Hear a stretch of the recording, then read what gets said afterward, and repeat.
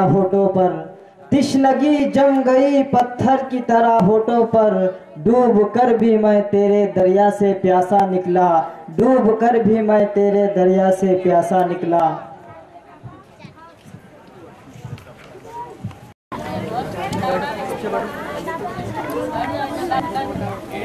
اعوذ باللہ من الشیطان الرجیم بسم اللہ الرحمن الرحیم السلام علیکم ورحمۃ اللہ وبرکاتہ۔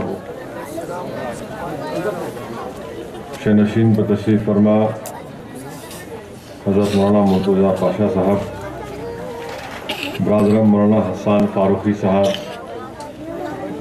امیر سنی دعوت اسلامی، معزز رکن اسمبلی جناب احمد پاشا قادری صاحب، اراکین مجلس اتحاد المسلمین، صدر و معتمدین، بزرگان ملت، میرے نوجوان ساتھیوں، پس پردہ بیٹھ کر سننے والی میری عزتدار ماں اور بہنوں، آج کا یہ جلسہ عید میلاد النبی کے عنوان سے منعقد کیا جا رہا ہے اور ماہ ربیع الاول کا یہ مبارک مہینہ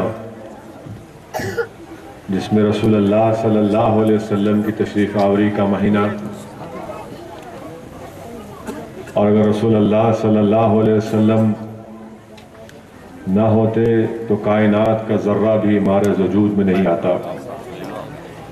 اگر رسول اللہ صلی اللہ علیہ وسلم کی تشریف آوری نہ ہوتی تو نہ ہم کو قرآن ملتا، نہ ہم کو رمضان ملتا، نہ زکوٰۃ کے بارے میں ہم کو کچھ معلوم ہوتا۔ اسی لیے حدیث قدسی ہے کہ اللہ فرماتا ہے کہ میرے محبوب اگر تم نہ ہوتے تو کائنات کا ذرہ بھی ہمارے وجود میں نہیں آتا۔ ابھی آپ اور ہم نے مولانا حسان فاروقی صاحب کی بصیرت افروز کتاب کو سنا، جس میں مولانا حسان فاروقی نے قرآن کریم کی اس آیات کا ذکر کیا جس میں اللہ سبحانہ و تعالیٰ یہ ارشاد فرماتا ہے کہ اگر تم میری نعمتوں کا شمار کرنا چاہو تو نہیں کر سکو گے۔ اور حیرت کی بات یہ ہے کہ اللہ انسان کو بے شمار نعمتوں سے نوازا۔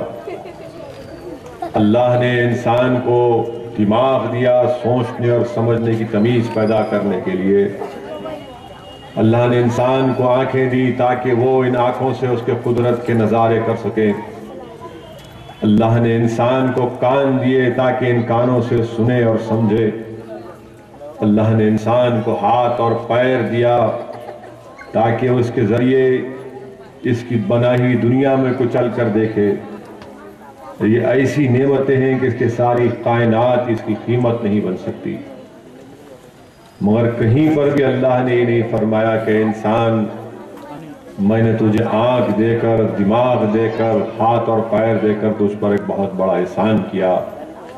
یہ میں جو جملہ کہہ رہا ہوں میں نہیں کہہ رہا ہوں بلکہ معزز علماء کرام نے لکھا اور میں نے ان کی زبان سے سنا کہ معزز علماء کرام نے فرمایا کہ اللہ نے کہیں پر بھی نہیں فرمایا کہ میں نے تم پر ایک بہت بڑا احسان کیا۔ اور جب کائنات میں اپنے حبیب محمد مصطفیٰ صلی اللہ علیہ وسلم کو اللہ بھیجتا ہے تو اللہ فرماتا ہے کہ اللہ نے مومنوں پر ایک بہت بڑا احسان کیا اور ان میں ایک عظمت والے رسول کو بھیجا۔ تو علماء کرام نے لکھا کہ نعمت عظمیٰ ہے کہ اللہ سبحانہ و تعالیٰ خود اس پر احسان جتا رہا ہے۔ عزیزان ملت اسلامیہ، آج آپ کا اور ہمارا یہاں پر جمع ہونا کیوں ہے؟ اس لیے کہ ہم رسول اللہ صلی اللہ علیہ وسلم کی اس دنیا میں تشریف آوری کی خوشی میں یہاں پر جمع ہوئے، اور یقیناً اللہ کی طرف سے کائنات میں سب سے بڑا انعام محمد مصطفیٰ صلی اللہ علیہ وسلم کی تشریف آوری، مگر یہ انعام ان لوگوں کے لیے عزیزان ملت جو رسول اللہ صلی اللہ علیہ وسلم کے بتلائے ہوئے راستے کو اپناتے ہیں، یعنی صراط مستقیم کے راستے پر اپنی زندگی گزارتے ہیں، جو قرآن اور سنت پر سختی سے عمل کرتے ہیں، انہی کے لیے کامیابی ہے۔ میں زیادہ وقت آپ کے درمیان میں نہیں رہنا چاہوں گا کیونکہ معزز مشائخ نظام علماء کرام کے بصیرت افروز خطابات کو آپ کو سننا ہے، صرف 10-15 منٹ میں اپنی بات کو سمیٹ لوں گا۔ عزیز دوستو، اللہ کے رسول صلی اللہ علیہ وسلم کی تشریف آوری سے پہلے دنیا میں، عرب میں لوگ اپنی بیٹیوں کو زندہ دفنا دیتے تھے۔ اگر کوئی بچی گھر میں پیدا ہوتی تو اس کو مار دیتے تھے۔ یہ اللہ کے رسول صلی اللہ علیہ وسلم ہے جس نے عربوں کو بلکہ پوری انسانیت کو سکھایا کہ بچی اگر کسی کے گھر میں پیدا ہوتی ہے تو زحمت نہیں اور رحمت ہے۔ اللہ کے رسول صلی اللہ علیہ وسلم نے ان تمام چیزوں کا ایسے خاتمہ کیا کہ دنیا نے دیکھ لیا کہ محمد مصطفیٰ صلی اللہ علیہ وسلم ہی تھے جس نے دنیا میں خواتین کو عزت دی، مقام دلایا۔ اور رسول اللہ صلی اللہ علیہ وسلم کی سنت کا اگر ہم مطالعہ کرتے ہیں تو ہم کو یہ واقعہ بھی ہمارے سامنے آتا ہے کہ رسول اللہ صلی اللہ علیہ وسلم سے ملاقات کرنے کے لیے جب خاتون جنت تشریف لاتی تو اللہ کے رسول صلی اللہ علیہ وسلم کھڑے ہو جاتے اور کھڑے ہو کر ان کا استقبال کرتے۔ عزیزان ملت اسلامیہ، وہ رسول صلی اللہ علیہ وسلم کسی ایک خاتون نے ہاتھ پکڑ لیا مکے میں اور کہا کہ میں پورا شہر آپ کو لے کر پھروں گی، رسول اللہ صلی اللہ علیہ وسلم خاموش بیٹھے رہے۔ عزیزان ملت اسلامیہ، اللہ کے رسول صلی اللہ علیہ وسلم نے ہم کو سکھایا، انسانیت کو سکھایا، دنیا کو بتایا کہ دیکھو عورتوں کی عزت کرو۔ اللہ سبحانہ و تعالیٰ نے قرآن کریم میں ہم تمام کو حکم دیا کہ ہم تمام زنا کے قریب نہ جائیں، اس میں کھلی برائی ہے، بے حیائی ہے۔ آج ہم دیکھتے ہیں کہ ہمارے ملک میں، ہندوستان میں ہر آئے دن اخبار کے کسی بھی صفحے پر اٹھا کر دیکھ لیجیے آپ، پورے اخبار میں 4 سے 5 ایسی خبر ہوگی جس میں یہ خبر شائع ہوگی کہ کسی ظالم نے، کسی جانور نے عورتوں کی یا پھر معصوم بچیوں کی عصمت ریزی کی۔ آپ اندازہ لگائیے کیسے انسان ہوں گے وہ لوگ جو گوا پانا جی میں 7 سال کی بچی کی عزت لوٹ لیے۔ آپ اندازہ لگائیے کیا وہ لوگ انسان کہلا سکتے ہیں جنہوں نے دلی میں ایک چلتی بس میں ایک بچی کی اجتماعی عصمت ریزی کی۔ عزیزان ملت اسلامیہ، آج زمانے کو اسلامی تعلیمات کی ضرورت ہے۔ آج زمانے کے سامنے ہم تمام پر ذمہ داری عائد ہوتی ہے کہ ہم دنیا کو بتائیں، اپنے وطن عزیز کے باشندوں کو بتائیں کہ دیکھو اگر عورتوں کی عزت کرنا ہے تو یہ دین اسلام کہتا ہے، یہ دین اسلام کہتا ہے۔ جو لوگ ہم پر تنقید کرتے تھے کہ تم ظلم کر رہے ہو پردے کی نام پر، آج وہی لوگ کہہ رہے ہیں کہ ہاں یہ نظام عورتوں کا تحفظ بھی کرتا ہے اور ان کو عزت بھی دیتا ہے۔ مگر عزیزان ملت اسلامیہ، اللہ قرآن میں فرما رہا ہے کہ زنا کے قریب مت جاؤ، اس میں کھلی برائی ہے۔ اور زنا کے تعلق سے علماء کرام نے لکھا ہے کہ اگر تم گانے سنو گے تو کان کے ذریعے اگر تم گندے گانے سنو گے تو وہ گانے تم کو زنا کی طرف لے کر جاتے۔ اگر تم اپنی آنکھ سے کسی غیر محرم عورت کی طرف دیکھو گے تو وہ تمہارا دیکھنا تم کو زنا کی طرف لے کر جائے گا۔ تم اگر اپنی زبان سے گندی باتیں کرو گے تو تمہاری زبان تم کو زنا کی طرف لے کر جائے گی۔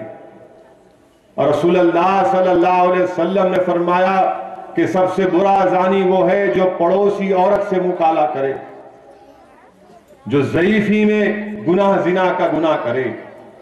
اللہ کے رسول صلی اللہ علیہ وسلم کی بے شمار احادیث ہیں، اسی لیے بہت ضروری ہے نوجوانوں کہ تم اپنے آپ کو بچاؤ، اس لیے کہ رحمت اللہ عالمین نے ارشاد فرمایا کہ اگر تم مجھے 2 چیز کی گارنٹی دو گے، یعنی تم اگر اپنی زبان کی اور اپنی شرمگاہ کی حفاظت کرو گے تو میں تم کو جنت کی بشارت دیتا ہوں۔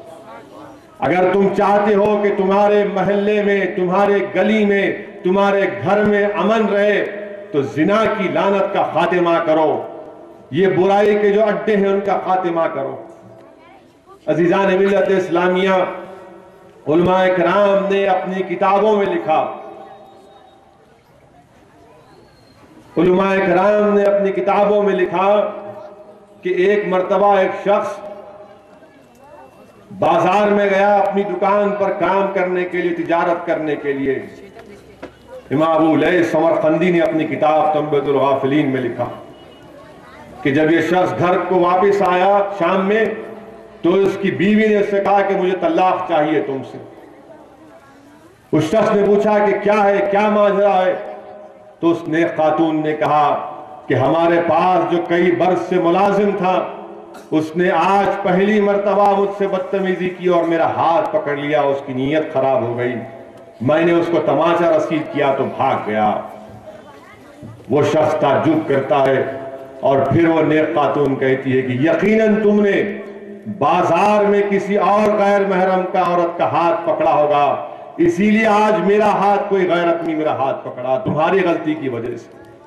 تو شخص فوراً کہتا ہے کہ ہاں مجھ سے غلطی ہوئی، گناہ ہوا، میں توبہ کرتا ہوں۔ علماء کرام نے لکھا عزیزان ملت کہ اگر تم گناہ کرو گے تو پلٹ کر آئے گا تم پر۔ اسی لیے کسی نے آ کر رسول اللہ صلی اللہ علیہ وسلم سے عرض کیا کہ یا رسول اللہ صلی اللہ علیہ وسلم، میں ایمان قبول کرتا ہوں مگر مجھے زنا کی اجازت دیجیے۔ رسول اللہ صلی اللہ علیہ وسلم نے ارشاد فرمایا کہ تم پہلے ایمان قبول کرو، اور پھر اس کو بلایا اور اس نے کہا، رحمت اللہ علیہ کا انداز دیکھیے سمجھانے کا، انداز دیکھیے سمجھانے کا۔ قریب بلایا اور آقا نے فرمایا کہ دیکھو تم جس چیز کی اجازت مجھ سے پوچھ رہے ہو، اگر وہ چیز کوئی تمہاری بہن سے، تمہاری ماں سے، تمہارے بیوی سے کرے گا تو تمہارے دل پر کیا گزرے گی؟ وہ شخص چیخ مار کر کہا، یا رسول اللہ صلی اللہ علیہ وسلم، میں سمجھ گیا، میں کبھی گناہ نہیں کروں گا۔ عزیزان ملت اسلامیہ، میرے نوجوانوں، یاد رکھو، جو آج تم جوانی میں تمہارے قدم لڑکھڑا رہے ہیں، یاد رکھو تم کو اس کی پوچھ ہوگی اللہ کے پاس۔ اگر تم اللہ اس کے رسول سے محبت کرتے ہو تو پھر یہ راستہ چھوڑو، یہ راستہ تباہی اور بربادی کی طرف تم کو لے کر جائے گا۔ یقیناً زبان سے اقرار کرنا ضروری ہے، دل کو گواہی دینا ضروری ہے کہ میں آقا کے غلاموں کا غلام ہوں، مگر مسلمانوں، میرے نوجوانوں، میرے غیرت مند نوجوانوں، میں تم سے کہہ رہا ہوں، بار بار کہہ رہا ہوں کہ اپنے عمل میں بھی اپنے عشق کے مظاہرے کرو، اپنے عمل میں بھی اپنی غلامی کے مظاہرے کرو، اور دنیا کو بتا دو کہ ہم وہ قوم ہیں جو عورتوں کی عزت کرتے ہیں، ہم وہ قوم ہیں جو عورتوں کا تحفظ کرتے ہیں۔ اگر ہم اپنے کردار کے ذریعے زمانے کو بتائیں گے تو یقین جانے کہ انقلابی تبدیلی پیدا ہو جائے گی ساری دنیا میں۔ اور جو لوگ نہیں سمجھ رہے تو حدیث شریف میں آیا کہ جو لوگ زنا کریں گے اور توبہ کرے بغیر اور اللہ ان کی توبہ کو قبول نہیں کرے گا تو پھر ان کو سخت سزا دی جائے گی۔ وہ جب حشر کے میدان میں آئیں گے تو ان کے چہرے سے آگ نکل رہی ہوگی، ان کی شرمگاہوں سے بدبو آئے گی، تو لوگ کہیں گے کہ ہاں یہ بدبو زانی کی آ رہی ہے۔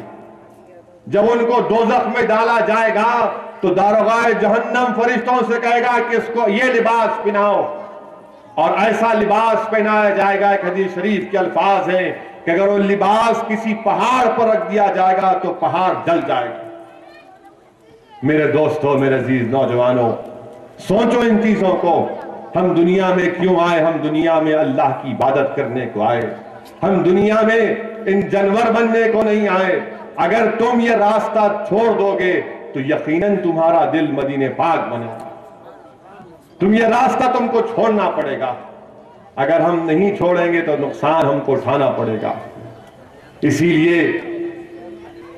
لیے عزیزان ملت، علماء کرام نے اپنی کتابوں میں لکھا، کتاب الکبائر میں یہ واقعہ لکھا ہوا ہے کہ شیطان جب بیٹھتا ہے اپنے چیلوں کے ساتھ تو اپنے چیلوں سے کہتا ہے کہ میں آج اس کے سر پر تاج رکھوں گا جو سب سے بہترین کام کر آئے گا۔ تو شیطان کا ایک چیلوں کا گروہ جا کر اس سے کہتا ہے کہ آج ہم نے دو بھائیوں کا لڑا دیا، تو ابلیس کہتا ہے کہ تم نے بہت بڑا کام نہیں کیا، کوئی ان کو ملا دیں گے۔ دوسرا جا کر کہتا ہے کہ ہم نے آج میاں بیوی میں طلاق کروا دی، تو شیطان کہتا ہے کہ دوبارہ ان دونوں کی شادی ہو سکتی ہے۔ پھر ایک شیطانوں کا گروپ جا کر اس سے کہتا ہے ابلیس سے کہ آج ہم نے کسی سے زنا کرایا، تو شیطان چیخ مار کر کہتا ہے کہ ہاں تو نے اچھا کام کیا، آج تیرے سر پر میں تاج رکھوں گا۔